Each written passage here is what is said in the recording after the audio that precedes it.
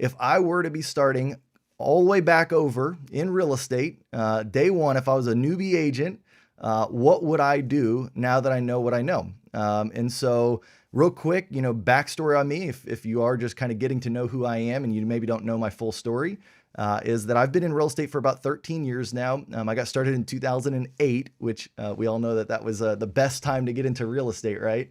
Actually, I had just had graduated from college. I had my degree in finance, had no idea what I wanted to do in finance. And so I thought I'd be on Wall Street or banking, or I had no idea, right? And so my mom actually had said, "Hey, Kyle, why don't you try getting a job in real estate?" She was a real estate agent, a real estate broker at the time. She was part time, so it wasn't like she did a whole lot, but she was like, "You should try it." And without knowing anything different, I was like, "Sure, I'll give it a shot." And so, anyways, I got hired on as a new home construction sales rep, and basically did that for about 5 years. I found that I really loved it. I loved the business, helping clients, and I had really found a passion for just kind of working with people. And then I also saw that it could be a very lucrative business. And I just loved it so much that eventually, after 5 years in new home sales, I was looking for a little more freedom. So I got into the general real estate side of things, and started working basically straight away as building my own brokerage. I already had my real estate license from being in the new home sales side. I owned an LLC, or I started up an LLC, and then I got a sponsoring broker to sponsor my LLC so I could go out there and kind of start running things myself. And I thought that was going to be the ticket. Like literally, I was just, I pictured, I was going to go out and start getting all these agents. I was going to start selling all these homes, and I did not know what I didn't know at the time. It's so naive. There was so much that I didn't understand about being a leader, about growing a team, even about just being successful in general real estate, because there's a big difference between general real estate and new home sales. And so there was a lot that I was learning, and so it came pretty fast, quick to me. From 2013 is when I got my brokerage to 2017. So for 4 years is how long I had that brokerage, and I learned so many things. A lot of those things are things that I share on my channel, and that hopefully today I can help you, get a little bit further faster, so you don't have to quite make all the same mistakes that I made. And so, yeah, so anyways, that's a little bit about my backstory. But now, what's gone on here just in the last couple years, not only in my business, but what I also see taking place, in the industry, in the real estate industry, as far as like marketing, lead generation. There's, definitely things that I'm like, oh my gosh, if I was just getting back into things, like I would probably, steer clear of so many of the things that I did when I was hustling and getting leads and all that stuff, and I would go straight to these other things. And so anyways, it's not going to be probably a huge surprise as to what my recommendations are, but I think that by how I recommend it and kind of what I recommend that you do with it, will be some good information, some good insight for a lot of you guys. And so, yeah, so real quick, my biggest thing, and this, doesn't matter if you're me and you're working, trying to build your team, or if you are an individual agent trying to grow your real estate sales business. But the heart of the matter, I think the thing that we all have to come from if you want to really be successful is how can you add value to other people's lives, right? And if you come from that standpoint, if every decision you make comes from that standpoint, you're going to do very well, right? Like that is, if you boiled it all down to one thing, that's the most important thing, is how much value can you add to other people's lives? And if you constantly focus on that, if you wake up in the morning and you're thinking about how do I add value to my target audience, so maybe if you're on the sales side, it's your buyers or your sellers. If you're on the team side, it's, how do I add value to my agents? All that type of stuff. If you come from that standpoint, you're waking up thinking about that already, you're going to bed, still thinking about it before you go to bed, then I promise you'll figure out the way. And so my way, right? Like what I would do now, is of course I would use YouTube, right? I see the power of YouTube. It's definitely getting a lot more popular amongst the real estate community now.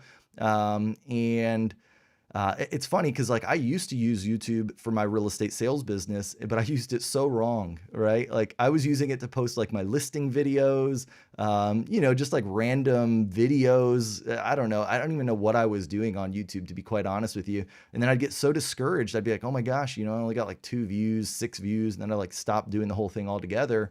And it was just because I had the wrong approach to it.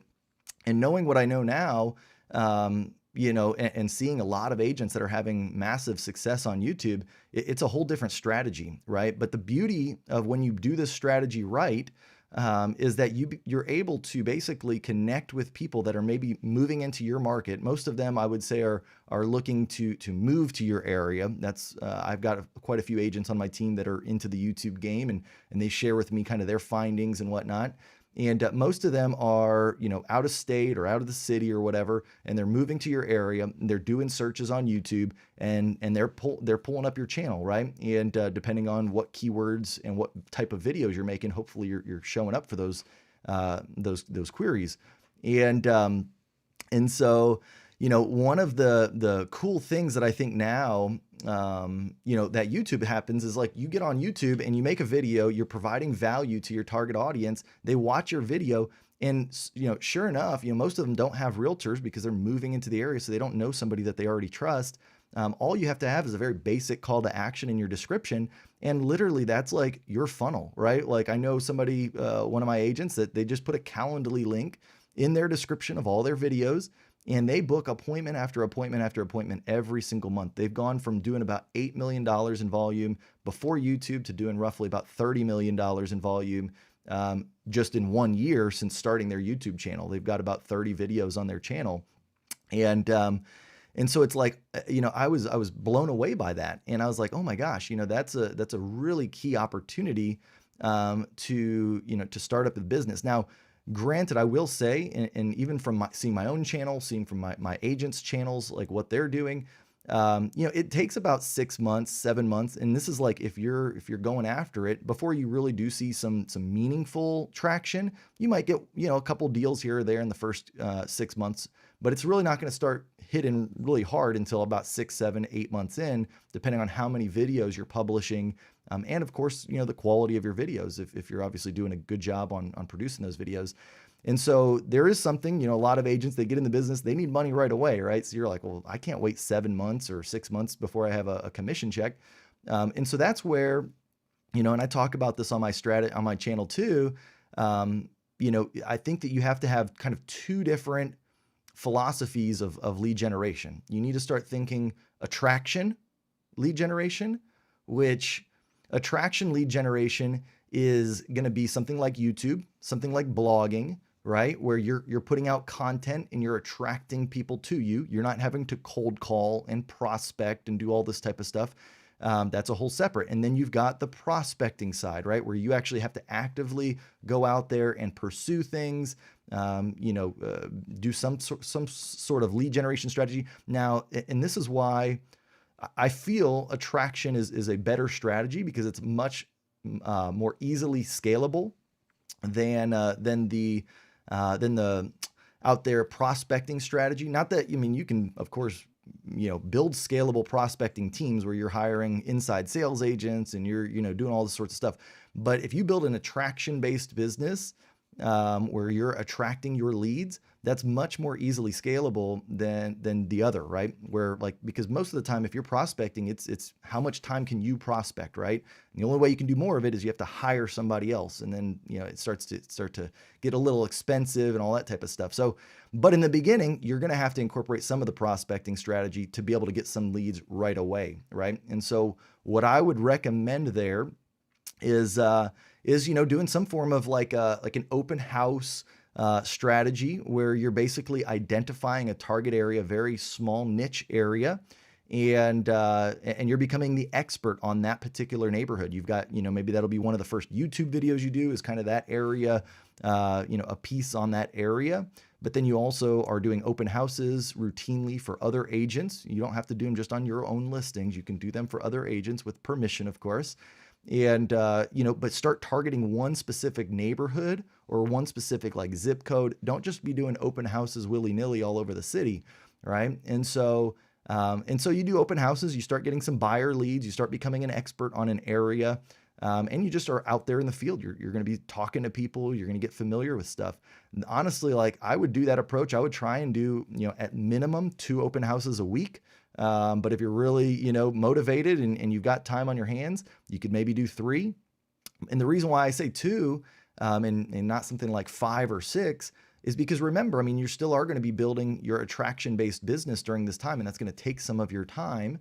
But you just might not be getting the fruits of your labor just yet. And so like, you're going to still have to be, getting good at building your YouTube videos. You're gonna have to be creating the YouTube videos. You're gonna have to either edit them or find somebody to edit them for you. There's all sorts of stuff you're gonna have to be doing on that attraction side. You're just not gonna get the results. And so any extra time that you do still have beyond doing all of the attraction stuff, building out your YouTube channel and whatnot, that's when you do need to still do something prospecting based so you can get those deals right away. So I hope that makes sense. All right, I'm going to hop to the questions real quick. And guys, be sure if you want to put a question out there, put it in the chat here and I will get to it. Let's see, have question for Kyle about growing your real estate business. Oh, I thought Jeff, I thought you had a question for me, but you're helping me out. I appreciate that. Yeah, put the questions in the chat there, guys. I'm still getting used to this, but I'm making sure that I'm not going to miss anything there. Oh, thanks, Steven. What's up? Good to see you. We got PM on the call, man. Great call with you yesterday. It was so good seeing you then. And awesome. All right, guys. Well, cool. Well, I think I wanted to show. Look at this too. I want to show you guys this real quick. So I got this overhead cam. I want to see if it works. Look at that. It does work. Now you can see my studio. I get a lot of people that ask about like, what's your office like? What's your studio look like, right? Well, here's my whole setup. So you can kind of see it just in one little glance right there. So now that being said, I want to go a little bit deeper on the YouTube strategy, right? And, we talked about that and you're probably thinking, yeah, that sounds great. But how do I do it? Like what's like the first step? What do I need to do? How much am I looking to invest to be able to take this strategy and do this strategy here? And, oh, you know what? I don't know if that actually, I'm looking here. I don't know if that overhead shot worked, or let me see here. I want to see if I do that. I think I have to hit publish maybe. Yeah, let's see. I think that works there. So now if I do it and let me wave to the camera. All right. That's my office setup. The reason I'm doing that for a purpose here is because I want you guys to be able to see my studio. It's not super crazy, right? Like, I mean, it looks good on camera, I feel, but I think a lot of times people get intimidated. They're like, oh my gosh, I don't have the right lighting. I don't have the right camera. I don't have the right microphone. And I'm here to tell you that, that stuff, I mean, some of it does, there we go. It didn't change the overhead shot. Hopefully, Jeff, it might've. I think there's like a 30-second delay on all this. And so I'm starting to see how this delay is working. Perfect. All right, so yeah, you can kind of see there how the studio looks. I just got to hit this publish button. But yeah, so I mean, as far as the YouTube thing goes, what I'll say there is, like you don't have to have all of the most expensive, most professional gear. Like I know a lot of agents that like they're starting as far as like capturing video, they're doing it on their phone, they're using a GoPro, they're, some basic form of anything that can really shoot in HD is gonna be fine. Where I would say you might want to invest, and obviously it's not even super expensive, is a good microphone, right? This is a condenser mic. Obviously this is a little more expensive. I think it's like $200 or something like that. It's still not like super expensive, but I mean, at the minimum, I wouldn't use like your iPhone audio or your GoPro audio, or even if you have like a DSLR that you're going to use, I wouldn't use the audio that comes straight into that camera. I would buy some form of a microphone. I love condenser mics. I mean, this type of mic here, they have like Yeti mics and stuff like that you've probably heard about. They give you that kind of that radio announcer feel where like, I don't know, like I've tried like lav mics. I've tried like boom mics, like the ones that kind of like go onto the camera and point forward. I've tried all of them. They sound fine. They sound much better than the standard audio that will come from any of those devices. But, like a condenser mic where it's, about 5 inches from your mouth, you can actually see here, like that's about as far as it is from a mouth there. That's going to give you, in my opinion, one of the best audio qualities out there. And it's going to take your videos to a whole nother level. because people will watch videos, even if it doesn't have, the super blurry background and, the fancy lighting and all that kind of stuff. As long as you have decent, video, decent lighting and good audio, like if you have bad audio, if it's echoey, that's really going to detract, right? And you don't want to detract. And then over time, you can start to accumulate your gear. But even still, like, let's say, like if I was getting back in it, I would just go out, like if I've got the funds that I do right now, I would go out there and I would buy the camera that I've got, which, my camera and lens combo runs about $1,000. So again, not super cost prohibitive. The one that I use is called a Sony ZV-1. And let me go back to the overhead view here. You can kind of see it there, right sitting next to my monitor. So you can kind of see it just on the bottom right-hand side of the screen. I've got a Sony ZV-1, and it's got a Sigma 16 millimeter lens with the f1.4 aperture, right? So that's what gives it kind of that blurry background there. And that whole setup, like the camera is like $600 and some odd, and then the lens runs like $300 some odd. And that's what gives you, and then you see the video the way that it is. And now, obviously, I've got some lights as well. You probably saw that in the overhead view. But I think my lights run $100, $120 or something like that each. So they're not super expensive.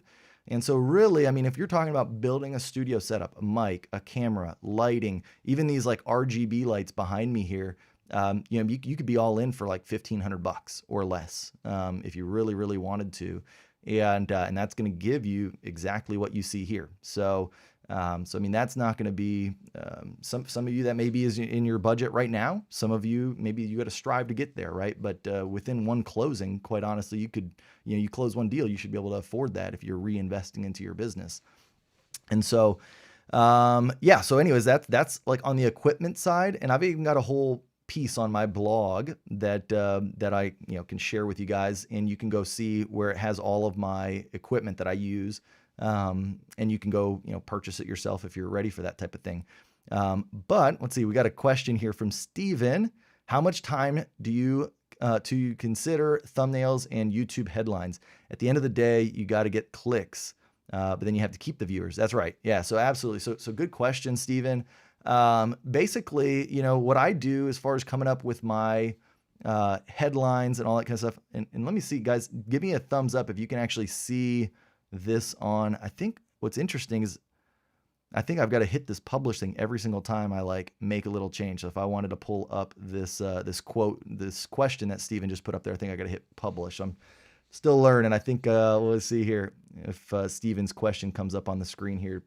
It's on like a 30-second delay, so I won't know for a little bit, but I'm just going to go with it. But here's Steven's question. It says, how much time do you consider thumbnails and YouTube headlines? At the end of the day, you got to get clicks, but then you have to keep the viewers. Absolutely. So there's really two things. I mean, the first thing is, one, you've got to, you've got to get their attention, right? And that's thumbnails and that's your headlines.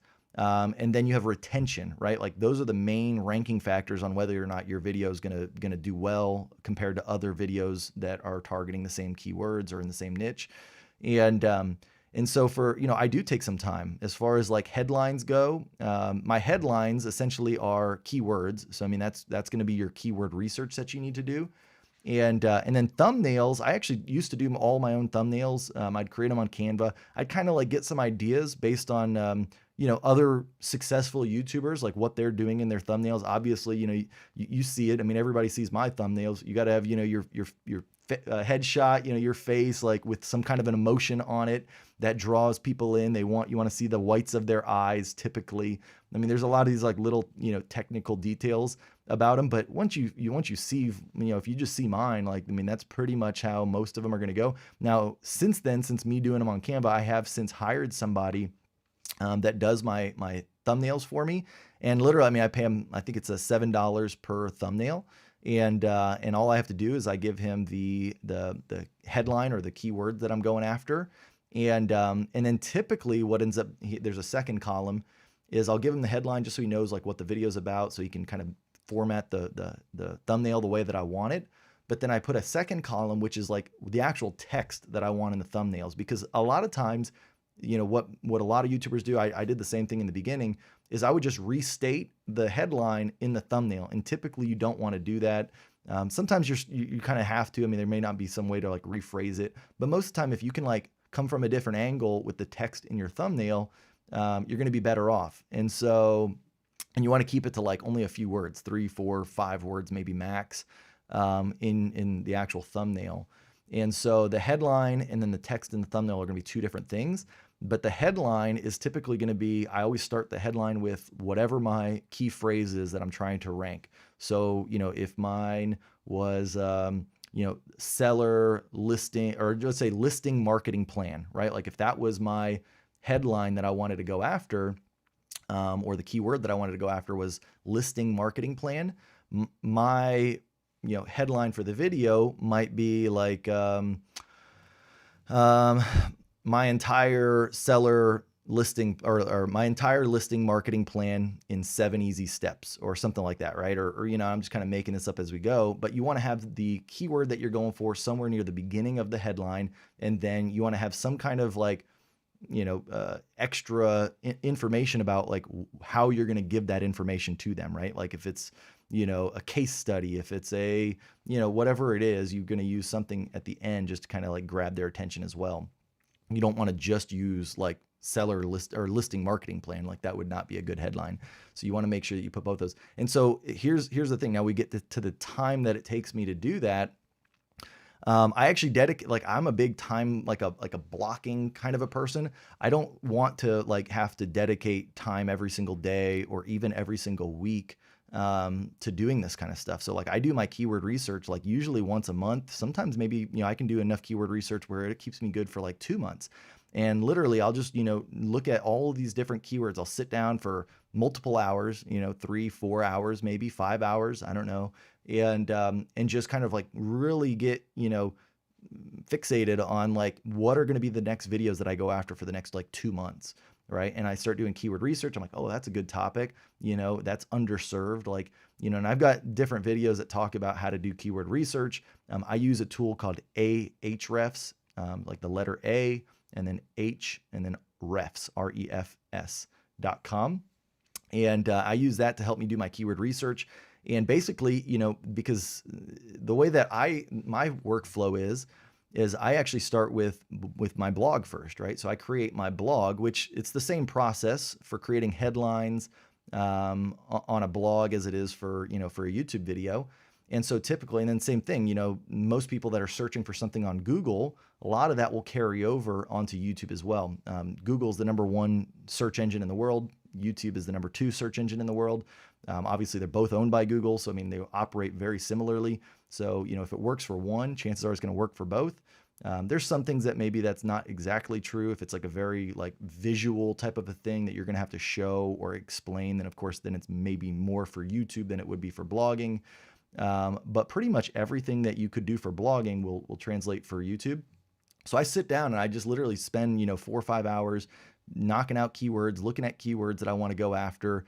I look at the competitiveness of them, and I just create that spreadsheet, right? Like I put the headlines, I put what I want in the thumbnail, and then my thumbnails will get made well before like my content is even created. But then now it's like, okay, I've got my marching order for like what content I'm going to create over the next month, over the next 2 months.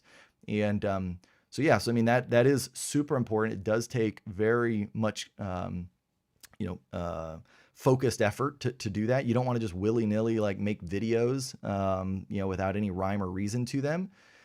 Again, I've seen, creators do that. I've seen, real estate agents do that where they're just like making videos. And this is, I was having this conversation the other day, and, it's like kind of the way that I look at it is in the beginning, if you don't have an audience, if you're a new creator, you're a new YouTuber, or you're a new blogger or whatever, you kind of have to be at the mercy of the algorithm, right? Like you have to make content for the algorithm. So you got to make it keyword rich. You've got to make it, like the headlines, match up. You got to make the content match up, even if it's not necessarily the content that you're passionate about or that you really want to create. In the beginning, you got to build your audience. And then once you've built your audience, you can start to get more choosy about the type of content that you can create. And then you can be a little bit more like, obscure on your headlines or whatever. Like, I think so many people do that too soon, where they're like creating these like clickbait headline type things that like really nobody knows even what you're talking about yet. You don't have an audience, so none of your audience is even going to click on it. And so then you're just making these videos, and they might be great content. You might actually make a really good video, but if the title is not going to be SEO friendly, if the content is not what people are already searching for, even if it's the best content in the world, and you know that if somebody watched it, it would make a huge impact on their life. If it's not what people are searching for and you don't have an audience, you're kind of wasting your time in the beginning. Those videos would be best served once you have an audience already. And so, you got to think about that stuff, think that through, and how all of that works. You got to get real creative with your headlines, with the type of content that you're going to create, and you got to use something to back up and validate your efforts. Like, don't just think that people are searching for this. Like, that's why I use that tool Ahrefs. There's all sorts of other ones that you can use. SEMrush is one of them. I think Neil Patel has one. I forget his is on his channel what it's called, or on his website what it's called. Ubersuggest is what it is. I've used KW Finder in the past. I know people will download Keywords Everywhere, which is like a Google Chrome extension. So there's all sorts of different ones, but you got to validate like this content, because you're going to spend time creating this stuff. You don't want to waste time. You want to be as efficient as possible. So, all right. So hopefully that was a thorough answer to your question there, Stephen. Thanks so much for asking that. Let me see here. I'm going to add, I got another question here that I'm going to jump into. And guys, these questions are great because, this is kind of the direction I was going to talk about, but since you're asking the questions, I'm just kind of like picking through them, and it's actually leading me to explain what I was hoping to explain anyways. All right, so the next question, we got Chris Lee. What's up, Chris? Good to see you, man. What percentage of your leads come from YouTube and content creation? Great question.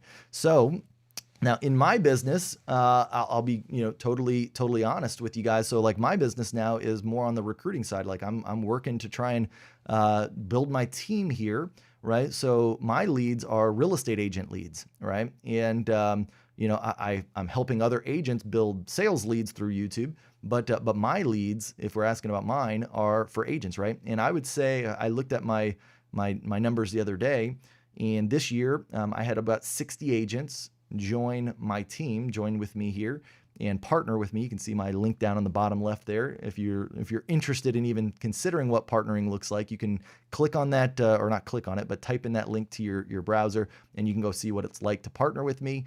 We can set up a call and see if it's the right fit. I'm super low pressure. So, at this point, it's just more of like, hey, is it a good fit for us to work together? And, and then we do. But I looked at it last year. I had 60 agents that that I partnered with. And of those, I had about 25 of them that came from my YouTube channel. And I had about 30 of them that came from my blog. Okay. And I had about 5 that were just friends of mine, people from the industry that I know, met them at an event or whatever. And so, that's a very high number, right? Like literally my entire business, 95% of my business is coming from either YouTube or blogging, right? And I talk about, if you watch my videos or if you partner with me, I talk about blogging and YouTubing, being a YouTuber like synonymously, and the reason why is it takes a lot of work to create content. And if you're going through the hassle, I won't say hassle as if it's like a bad thing, but if you're going through the work of creating YouTube videos, you might as well have a blog. Like for me, I create my blog first, and that literally becomes my transcription, or it becomes my script for my YouTube videos. Really simple. And some people, they may go the opposite direction. They might want to start their YouTube video and then transcribe the audio into a blog post. You can go either direction. In fact, I used to do that before, where I would create my videos first and then I would transcribe it. But the issue became that I would do that, and literally, one, my videos would end up being like 40 minutes, 50 minutes, because I'm pretty long-winded, as I'm sure a lot of you can tell, even just from this live stream. That's why I like this live stream, because it allows me to just kind of flow, right, and go where I want with it. There's not I don't have to keep my videos to 12 minutes or something. And, and so most of my videos were super long when I would start with the YouTube video. And And basically from there, then I would have this 40, 50-minute long YouTube video, and then I would try and transcribe it, and I'd have like a 20,000 word blog post. And I'm like, all right, that's not going to work. And then it would spend all my time trying to like edit back the 20,000 words into like 2,000 words. And it was just way more work. And I was like, man, why don't I just make the blog first, flesh out my thoughts, really think through it, so that way I don't like go off on tangents and whatnot, and create the blog first, and then turn that into a YouTube video, right? And now I know like a 2,000 word blog is 12 minutes for me on YouTube, right? And so it became much more efficient to do that. And so now I've got a blog post and I've got a YouTube video from one piece of content. I do the work once and I get two things. And technically now I actually get three, because then I can take my YouTube video, I can just, swipe the audio from the YouTube video, take the video part of it off, and publish it as my podcast, right? Because now I've also got my Kyle Handy podcast. And so you're literally doing one thing and having it work for you multiple ways. Eventually you can slice up those YouTube videos, maybe make them into like, some kind of Instagram reels, Instagram stories, put them on Facebook, put them on your LinkedIn, do that type of stuff with it for sure. But always start with the blog and with the YouTube, in my opinion. I know a lot of people that, they're like, well, I want to, be on Instagram. I want to be on TikTok. And those are all great. I mean, I'm not going to, steer anybody away from it. I'm just speaking to what I know. And I'm the type of person that I like to create content like one time and have it work for me for years into the future. And I just feel like with those other platforms, with like TikTok and with Instagram and Facebook, you're constantly having to create new stuff to keep your audience served. And man, I've got videos on my channel from 2 years ago that still get, hundreds of views every single month. And that's pretty amazing. They're still bringing me, leads into my business today. And that's the type of content that I like to create. And so that's where, I still use the other platforms, Instagram, Facebook and stuff, but I almost use those as like a means to promote my YouTube or my blog. It's kind of to help enhance my brand. But it's not like my main, source of publishing content. Let's put it that way. So, all right, let's see here. We got a question from PM. Let me put that on the broadcast here. Publish. There we go. He says, how did you learn your YouTube strategy? On your own, or did you follow a training? Technical issues and content. Yeah, good question, PM. I mean, literally what I know about YouTube today is all like trial and error. Quite honestly, like I've not purchased a course. I've not had like a mentor. I'm not saying that you shouldn't, if you got somebody that you trust, or, somebody who, is willing to do it for you, and they've been there, done that. They're not just like some guru that really doesn't know what they're talking about. And they're willing to mentor, then great, use that person. You'll get further faster for sure. But honestly, like, how I learned was doing exactly what you're doing right now, like tuning in to people that I feel I could get, good information from, that weren't like, just trying to sell me on something, or trying to, they didn't have some kind of, ulterior motive, right? Like I just, I'm here to help. And obviously, I'd love to partner with agents, and I'm very clear that, if you want to, you can. But at the same time, I believe in, giving as much value as I can for free. And so, I mean, that's what I did, is I found other creators that were willing to share their knowledge and their information for free. And I would consume all of their content, and I would try it myself. Some of the stuff, wouldn't maybe work for me, or I don't know, it just wasn't my style or whatever.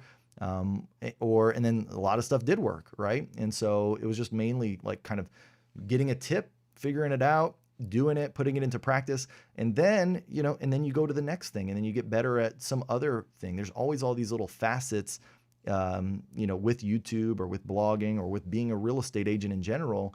And, if you look at it as like a big picture, it can be overwhelming, but you just got to kind of like start with one thing, get it good enough. And then what's interesting is then like you already know now a little bit more. So then you see things a little bit differently whenever you're ready to pick up that next piece of information. And then you start doing that. And then you pick up the next piece of information, you start doing that. And then eventually, like, you look back and whatever it was, the first thing that you were doing, that first piece of information you got, you might be like, you know what, I can actually do that better now because I know different things. So then you go back and you start like, I mean, same thing with like thumbnails, let's say, I started creating thumbnails based on what I thought I knew back then. And then I did them, they were acceptable, they were good, they were better than just like nothing, or just, using the, the ones that come from my video, like the screenshot from my video, which, people still do that. And, so I'd at least create something, but then, I'd pick up other pieces, and then I'd come back and be like, you know what, I know things different now. And I'd change my thumbnails. So that's just one example, but, same thing in the real estate sales business. I mean, like that's where I think a lot of us, especially like if you're looking at like lead generation sources, the thing that I will say, this is a huge theme of mine that, that I'm a firm believer of, is that you've got to keep it simple though. Just like I'm telling you how to kind of do this, but this is all just like really like one strategy. It's like one source. I know some agents that that will come to me and I'm like, yeah, like what's your main strategy for getting leads in your business? Like that's one of the first questions I always ask agents is like, hey, how do you find your business right now?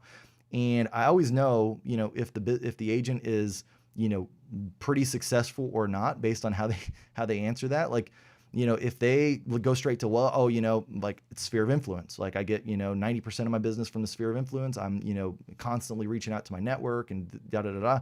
It's like poop, boosh. Like that person's got a strategy. It's very simple. They know what they're doing. Now, usually that person's like, how do I take that to the next level? That's great. Like that's what you want to do. But then you get, but then I ask that question to some agents that maybe aren't having the success that they want.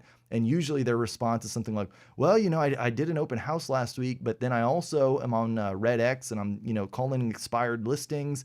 And then, I went to this networking event the other day and then, and it's like, and I've got some Facebook ads that I tried running, for the last couple weeks.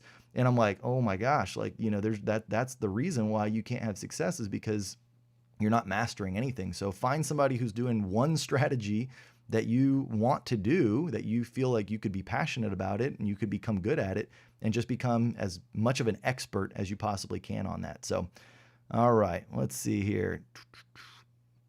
Go to the next one. Here we go. Oh, we got Caesar. Yeah, it was great seeing you too, man. Always good seeing everybody. There we go. Yeah, if you're finding some value in my advice, yeah, pound that like button. I love it. Thanks, Jeff. All right. Very cool. I appreciate that. PM says, very inspiring video. I love that, man. I'm so glad to be here with you guys today. This has already been a lot more, a lot of fun. I mean, this is what I was talking to, one of my business partners about. I was like, look, I think I've missed that. Like, my channel's been doing great, on YouTube, and I've been growing, very quickly and getting a lot of, getting a lot of subscribers, but I've missed like this right here where I can just like have like an open dialogue. I can speak to the people that actually are watching my stuff. And, yeah, and so I've missed this over this last year. I've got this dialogue within my internal group, like we call ourselves the Dream Team here when you partner with me. So we do Zoom calls every week, and I do get to have dialogue with my team, but I don't get to do it with my YouTube audience, right? And so now this is that opportunity where I get to kind of connect with you guys, see what issues you might be having in your business, try and share what I'm doing in my business. And I promise, some of these calls, like especially right now, I got some ideas that I want to kind of like get things going, with, but I will get, I have no problem getting technical on these calls. I can share my screen, I can actually show you, some of the actual systems and strategies that I use. So definitely, be tuning into these. I'm going to do them every Saturday at 9 a.m. And so, I don't necessarily always will have like a plan behind every single one of these calls. I kind of want to leave them a little open to just kind of flow the way that I see that the audience needs and, based on y'all's questions. But I also, will always come to it with some forethought into like, what it is like that I might want to talk about based on maybe issues that I've seen within my team that week. Or just, things that I'm overhearing in the industry that need to be talked about. So that's kind of how I'm going to use these calls. They're going to be, usually about an hour long each time, I would say. They don't always have to be an hour. They can go over or they might be under.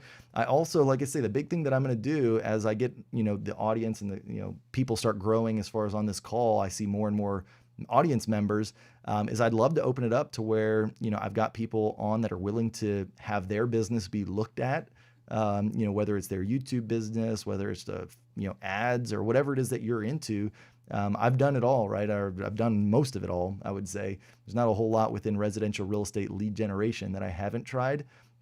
And so, I mean, I can, look over a lot of stuff and kind of tell you based on what I know, if I think that there could be some improvements or whatnot. So I do plan to do that. But yeah, so hopefully you'll tune back in next week. I'm not done this week, but I'm just trying to give you a little overview as to what you can expect if you keep coming back week over week. We got another question. Let's see here. Let me add this to the broadcast. There we go. What's the average budget to spend on content creation? You mentioned keyword tools and the like. So if a new agent wants to perfect content creation, how much would they expect to spend? Awesome question. So this is going to be a funny thing. So most of these tools, they're not super expensive, but they can get kind of expensive. So like Ahrefs, the one that I recommend, I believe is $97 a month. I think they have like an annual plan where you save like 20% or something, but then you end up having to spend, almost $1,000 for the year. That is kind of expensive. What I would actually recommend you do when you're just getting into keyword research, I have tried a lot of the tools. I like Ahrefs the most. It gives you the most insight into different opportunities. And I'll have to go over Ahrefs just to kind of show a little bit more as to how it works on one of these next calls. But I would versus using any of these other tools, even if they're a little bit cheaper, like SEMrush or KW Finder, I would recommend Ahrefs at this point just because of what I know. And even though it's most expensive, what you can do, what I've seen other people do, is do the monthly plan where it's $97, but you don't need to do it every month, right? Like I said, I batch all of my keyword research to typically where I can get all my content for at least 1 month, maybe 2. Now I've got the annual subscription, so I'm not as worried about it anymore. I can pop back in there from time to time if I need. But if like you're really on a budget, I mean, nothing would stop you from like buying a month and then literally, doing all your keyword research, for the next 6 months or the next year, possibly, and just hammering home, a bunch of different ideas that you want to go after for the next year. One, I mean, that's going to keep you super focused because then you already know what you need to do over the course of the next year.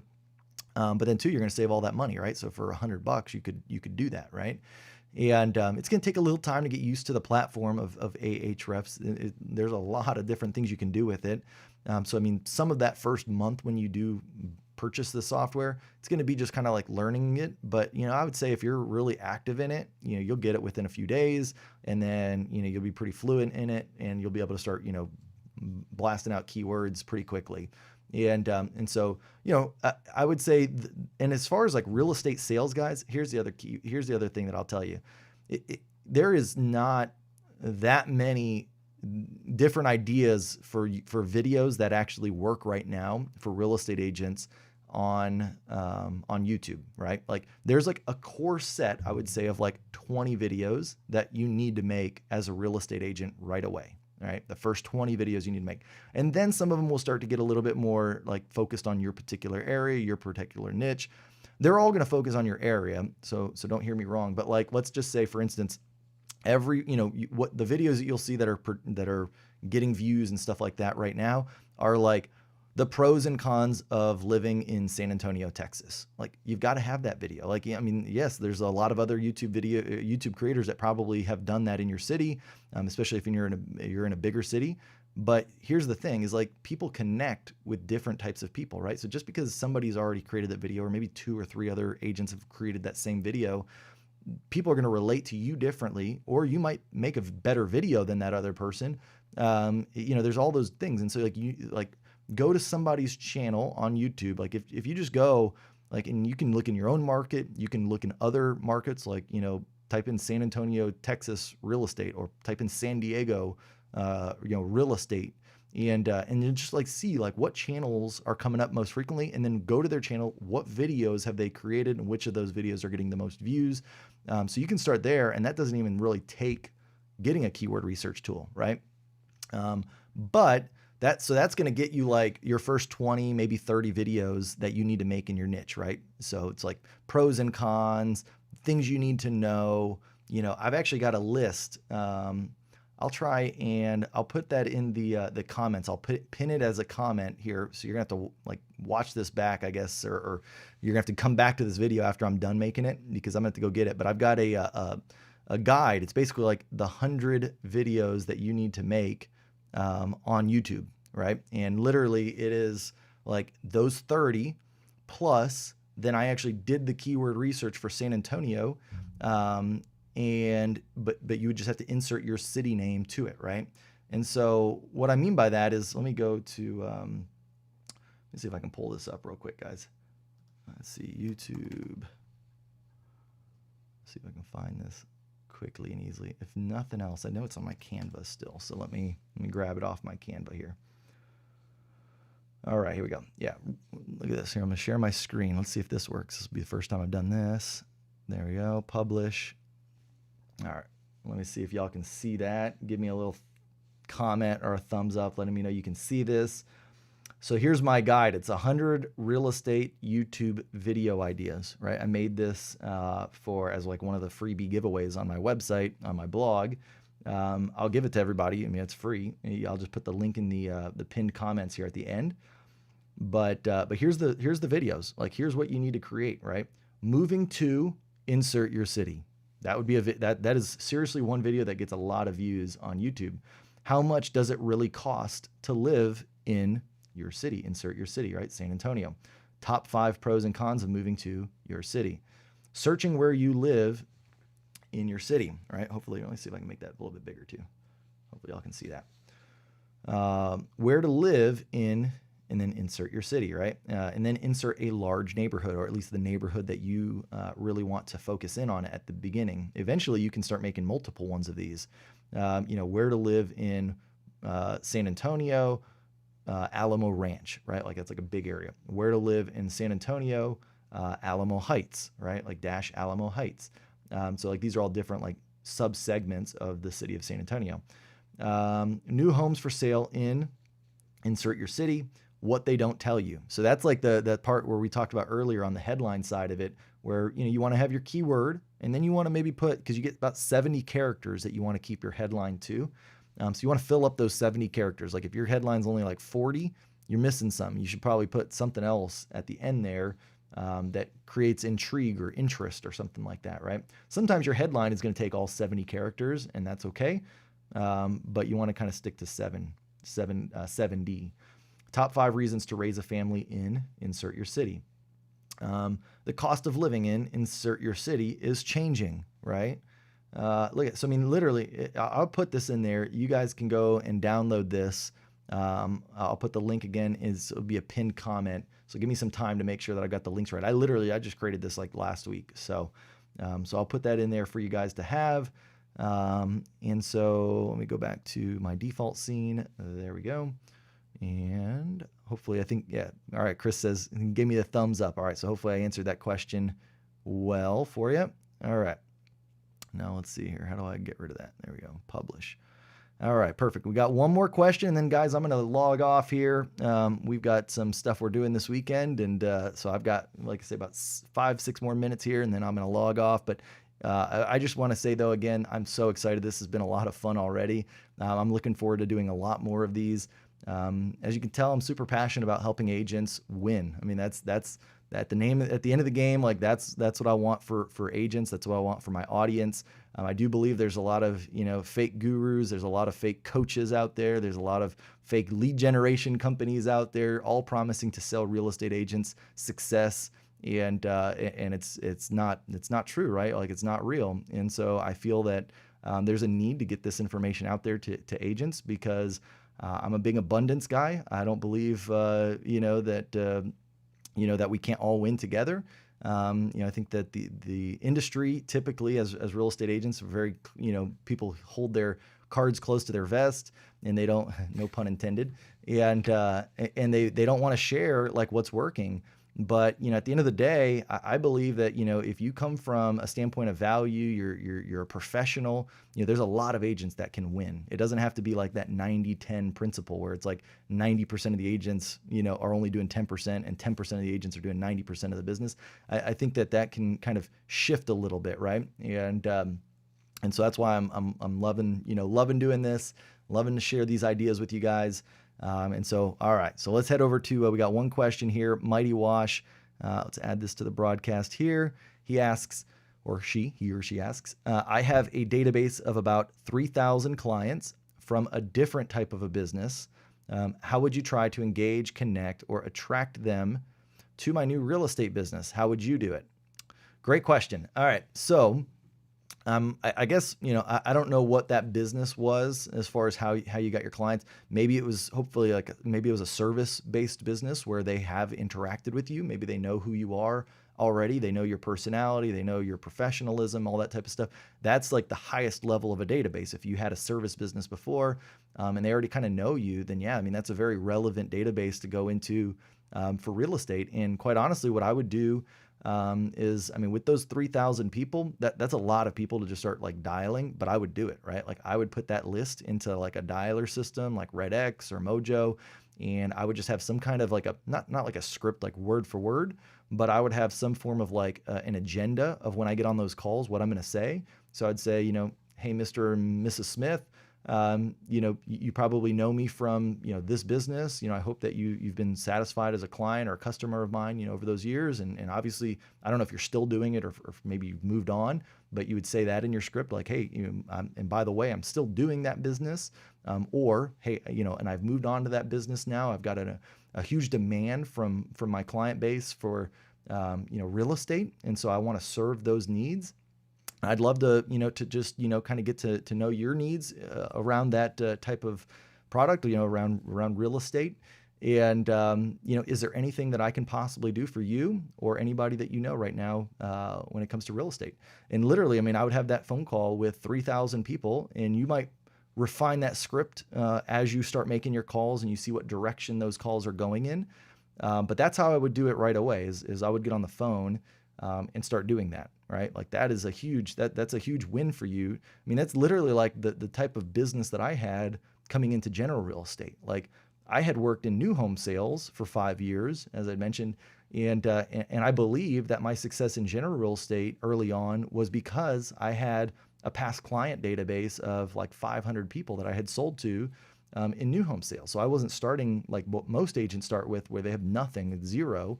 I had some people, and that's what I did. I called them back and I said, hey, I'm no longer working for that home builder anymore. But, good news is that I can now serve you and anybody that real estate all over the city, not just in, that neighborhood, not just with that builder, but anything that you think of when it comes to real estate, I'm your guy, right? Like that was my script when I came into general real estate. And so, that's to have 3,000 people, that's how I would do it, right? Like, come up with some kind of script. I'd call them.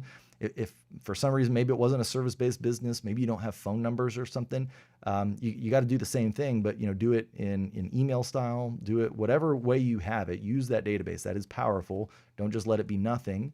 And, and then see where that goes.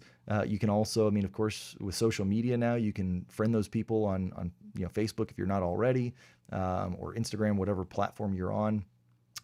You can start providing value, create content like your YouTube videos, if you're going to make them for your city, and start serving those to those 3,000 people. If you got their emails, send them an email. Say, hey, look, I just released this video about our city, and go check it out. Let me know what you think. And then one, they'll know that now you're also in real estate.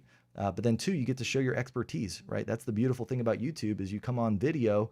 And even if you're not an expert, you don't have to be an expert to do YouTube. You just have to be like one step ahead of most everybody else, right? And you can get one step ahead by going and doing some research, getting your thoughts down on paper, getting real clear about it, and then just make the video.